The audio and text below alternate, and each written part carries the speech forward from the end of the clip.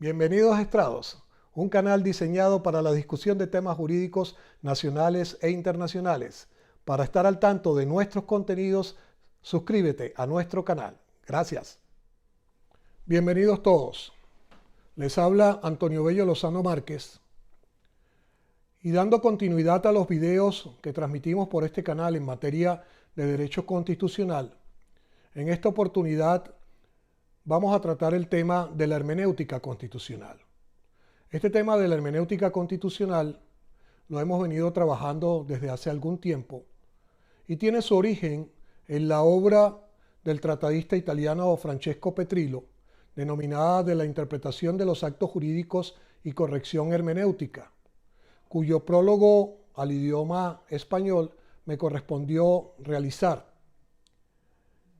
¿Qué es la hermenéutica? La hermenéutica no es otra cosa sino la interpretación de los textos legales. Por tanto, la hermenéutica constitucional no es otra cosa sino la interpretación de la Constitución.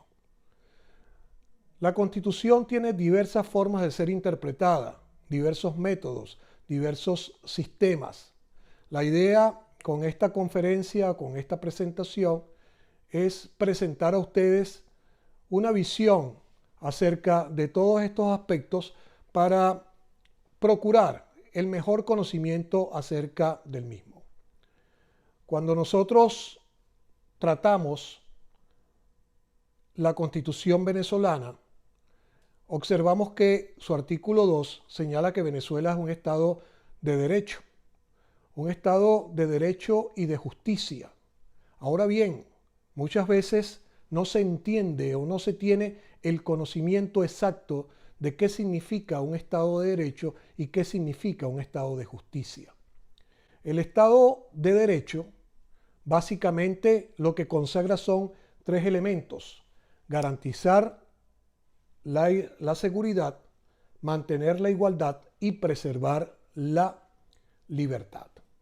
Por su parte, cuando hablamos de un Estado de justicia, estamos hablando de un Estado de justicia material. Un Estado de justicia material donde se procure por encima de todo la búsqueda de la verdad, y eso realizado en base a garantías precisas, a preceptos o principios establecidos en la Constitución, como son el derecho a la defensa, el debido proceso, la tutela judicial efectiva. La Sala Constitucional del Tribunal Supremo de Justicia, en sentencia número 962 del 9 de mayo del 2006, estableció lo que es la hermenéutica constitucional.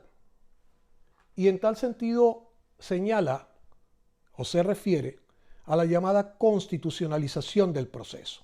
Este es un concepto muy actual, muy en boga hoy en día, y mediante el cual sencillamente lo que se trata de establecer es que todo el proceso gira en base al entorno constitucional.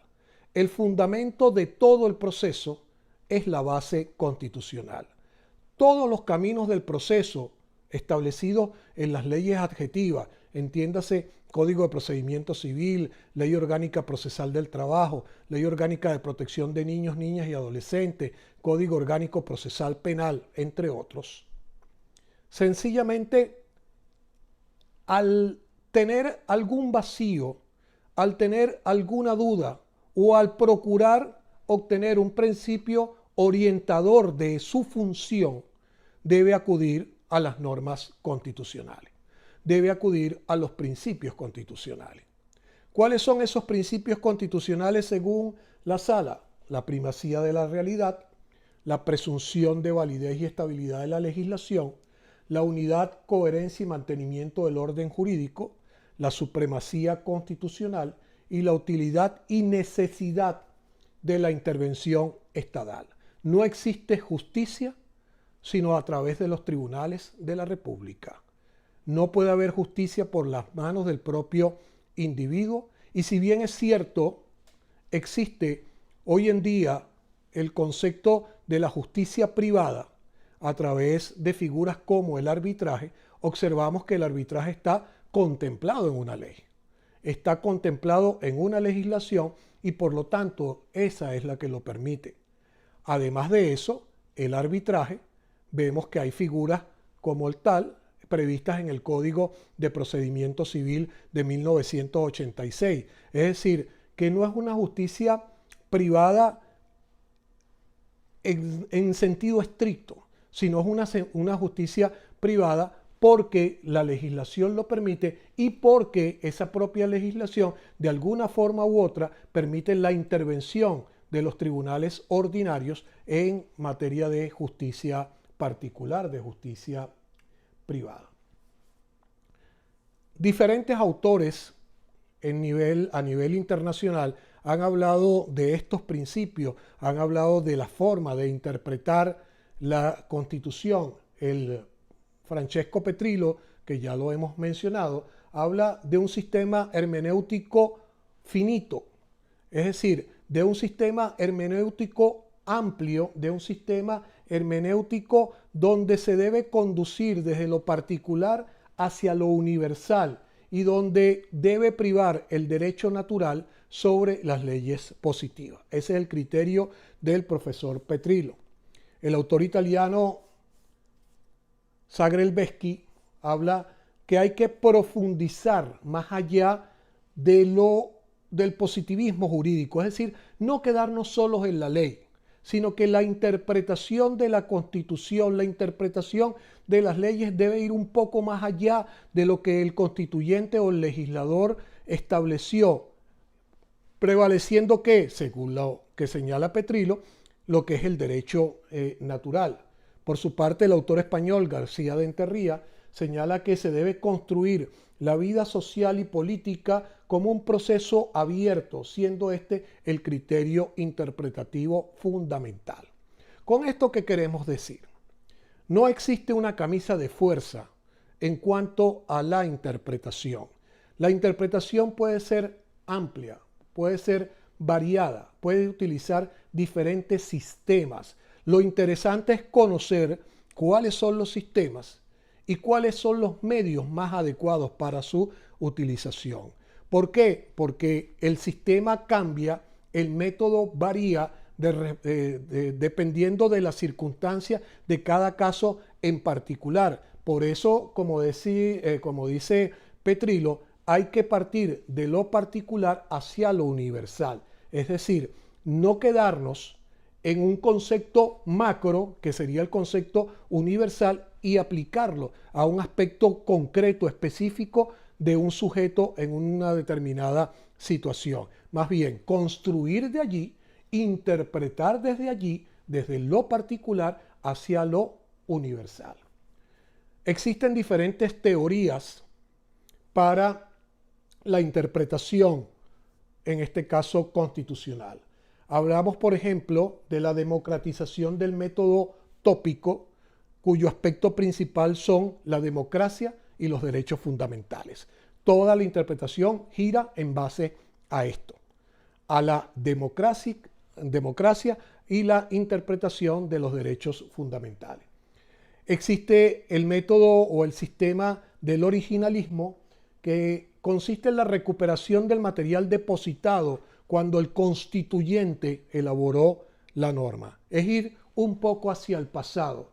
¿Qué fue lo que pensó el constituyente? ¿Qué fue lo que consideró? ¿Qué fue lo que tuvo en cuenta? Es decir, buscar la ratio legis de la norma para darle un sentido. Es algo complejo, es algo difícil, por ejemplo, interpretar una norma hoy, 20 años después de que la misma se hizo. Entonces, pero cuando hay un vacío, cuando hay una oscuridad, cuando hay una ambigüedad, bueno, vamos a buscar qué fue lo que quiso el constituyente regular con ese sistema. Y entonces puede ser útil o no, depende de la situación que se presente. La interpretación sociológica, que tiene que ver con la realidad vital en cuanto a los derechos humanos, a los derechos fundamentales. Es decir, no es lo mismo la situación social de hace 4 años atrás, 3 años atrás, a la situación social Hoy día, en tiempos de pandemia, nadie de los seres humanos que habitan en este planeta vivió una pandemia en los términos, en las condiciones en las que estamos padeciendo o sufriendo actualmente. Entonces, mal puede interpretarse la norma en base a esas situaciones anteriores, sino que hay que verla en base a la realidad social de este momento. Pongamos un ejemplo. El derecho al libre tránsito. ¿Es un derecho consagrado constitucionalmente? Sí. ¿Es un derecho que se puede restringir? En principio no, sino por circunstancias muy especiales. La pandemia es una de ellas. La pandemia obligó durante mucho tiempo a que las personas se quedaran en su casa, a que no hubiese vuelos internacionales ni nacionales. Es decir, una persona que estaba, por ejemplo, en Venezuela, en la isla de Margarita, no podía sino quedarse allí, porque no había ni vuelos nacionales ni transporte marítimo capaz de traerlos al continente, porque los vuelos y los viajes por marítimos, por efectos de la pandemia, fueron restringidos. ¿Esa es una situación normal? No, es una situación extraordinaria. Entonces, ¿cuál es la interpretación que se le tiene que dar a la norma? ¿La original? No, necesariamente es la interpretación sociológica, la interpretación del tiempo, la interpretación del momento, la interpretación dada las circunstancias de lugar, tiempo y espacio que son necesarias para esta situación. Otra interpretación importante o método o sistema de interpretación es el de la interpretación evolutiva, que la podemos ver en la sentencia número 1982 del año 2012 del Tribunal Constitucional Español. Esta interpretación nos habla de la teoría del árbol vivo. Según la misma, la Constitución nace, pero se desarrolla en el tiempo. Es un árbol que en el tiempo va creciendo, va generando ramas, va generando hojas, va generando frutos, etcétera, va creciendo en términos simples y sencillos. La interpretación debe también crecer en ese sentido, debe crecer de esa manera. ¿En base a qué se da esa sentencia del Tribunal Constitucional Español? Esa sentencia se dio en el contexto de una interpretación de la norma legal española en relación al matrimonio igualitario, es decir, al matrimonio entre personas de un mismo sexo, el cual, según la ley, no era posible. La ley española regulaba que el matrimonio es entre personas de distinto sexo, entre hombre y mujer, igual que la ley venezolana. Sin embargo, el Tribunal Español consideró que había que evolucionar, había que crecer en ese sentido, y que el matrimonio entre personas de un mismo sexo es una realidad social que tiene que ver con los bienes, una realidad que tiene que ver con la seguridad social, una realidad que tiene que ver con cuestiones como son las pólizas de seguro, etcétera, etcétera, que necesitaban una interpretación amplia en ese sentido. En Venezuela se dio por parte de la Sala Constitucional, con motivo de un recurso de amparo, una interpretación en ese sentido. Una pareja de señoras que habían contraído matrimonio en Argentina, donde está permitido, y tuvieron un hijo por vía de maternidad subrogada. Ese hijo nació en Argentina. Después las señoras se mudaron a Venezuela y tuvieron infinidad de problemas para su reconocimiento. ¿Por qué? Porque la ley venezolana sencillamente decía que era hijo de la madre y no de la otra miembro de la pareja. Eso dio lugar a una situación de demandas judiciales, de amparo, etcétera, y en un contexto bastante trágico, porque uno de los miembros de la pareja fue asesinada por unos delincuentes. La Sala Constitucional, haciendo una interpretación evolutiva, llegó a la conclusión de que hay que privilegiar los derechos, en este caso del niño, utilizando mecanismos como la prudencia y la ponderación, y consideró que el niño tenía derecho a obtener sus datos completos en cuanto a su identificación y que eso era una realidad social, que el matrimonio como tal existe o que la unión de parejas de un mismo sexo existe y por lo tanto hizo una interpretación en ese sentido evolutivo. Cuando hablamos de la Sala Constitucional y cuando hablamos de todo lo que tiene que ver con esos criterios de aplicación, en muchas oportunidades observamos o tenemos que hablar de la llamada jurisdicción normativa. La jurisdicción normativa se da en distintos ámbitos, pero específicamente en el ámbito de la justicia constitucional y de la jurisdicción constitucional. ¿Cuáles son las bases de esa jurisdicción normativa? De que los magistrados de los tribunales constitucionales pueden crear normas, pueden crear leyes. Básicamente no. Eso corresponde al poder legislativo. Pero hay situaciones donde no se puede resolver un asunto porque no existe una ley específica o expresa al respecto. Y es allí cuando los magistrados, cuando los jueces hacen uso de esa jurisdicción normativa. Es decir, para llenar esos vacíos hasta tanto se dicte la ley correspondiente, entonces sencillamente proceden a crear la norma, a establecer los preceptos necesarios para regular la situación. ¿Bajo qué criterios? Entre otros, el principio de la conservación de las leyes y la presunción de constitucionalidad. Es decir, de que están actuando apegados a la Constitución y lo acabamos de ver cuando decíamos las características del Estado de Justicia. Un Estado de Justicia material, un Estado de Justicia que resuelva los asuntos, que resuelva los problemas.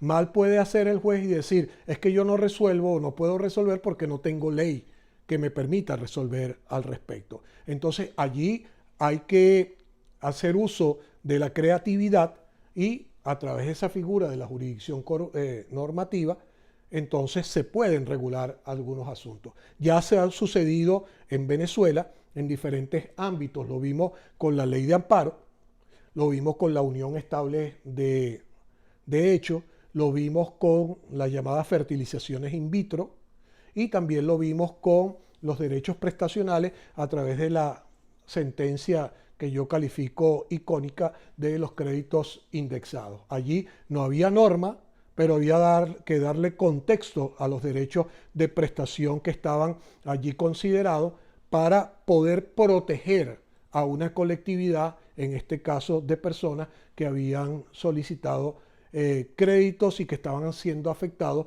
por el ajuste por inflación de dichos créditos.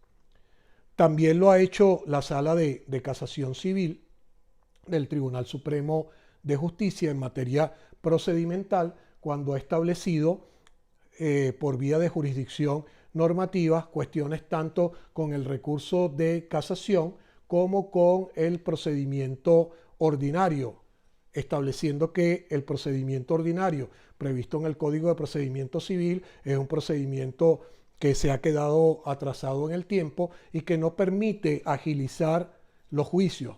De allí que, haciendo uso del principio contemplado en el artículo 257 constitucional, entonces hace uso de la jurisdicción normativa, estableciendo que los juicios deben ventilarse bajo principios de oralidad, concentración e inmediación, aplicando para ello la figura del control difuso. ¿Cuestionable la aplicación del control difuso en esta materia? Sí, pero por lo menos la Sala ha establecido criterios al respecto. Y esto no es propio o creativo de los tribunales venezolanos. La jurisprudencia extranjera así lo contempla. La sentencia número 233 del 1 de julio del 2003 de la Corte Constitucional Italiana realizó una lectura constitucionalizante del artículo 259 del Código Civil al hablar de la llamada tripartición de daños.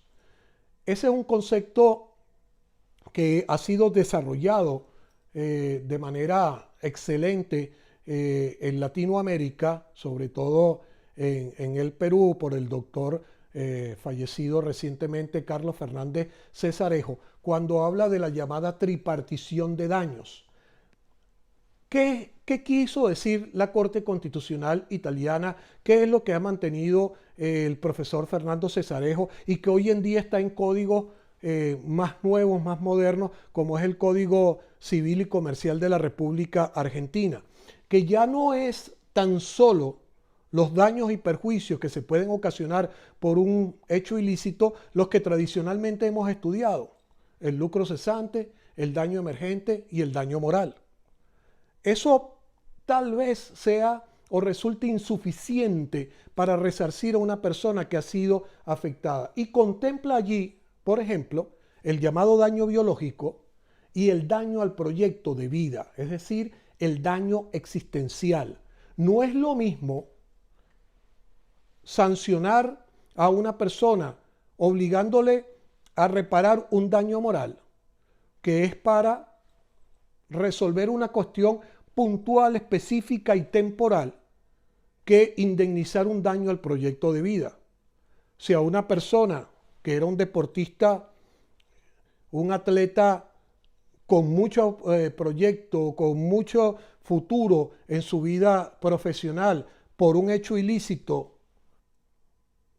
que generó otra persona de manera indebida, de manera impropia, como establece el 1185 del Código Civil, esa persona sufre una lesión y le tienen que amputar una pierna, esa persona perdió su carrera, se le dañó un proyecto de vida, y eso es sancionable de manera distinta a como se tiene que sancionar, por ejemplo, un daño moral. Un daño moral es el daño en las emociones, el daño en los sentimientos, el daño en la reputación, en el honor de una persona. Es distinto, repito, a lo que es el proyecto de vida. Pues bien, la Corte Constitucional italiana lo ha venido contemplando y lo ha señalado en ese sentido. Existe una doctrina muy variada por parte de la Sala Constitucional en materia de interpretación constitucional, la cual vamos a analizar en otro video. Gracias por su atención.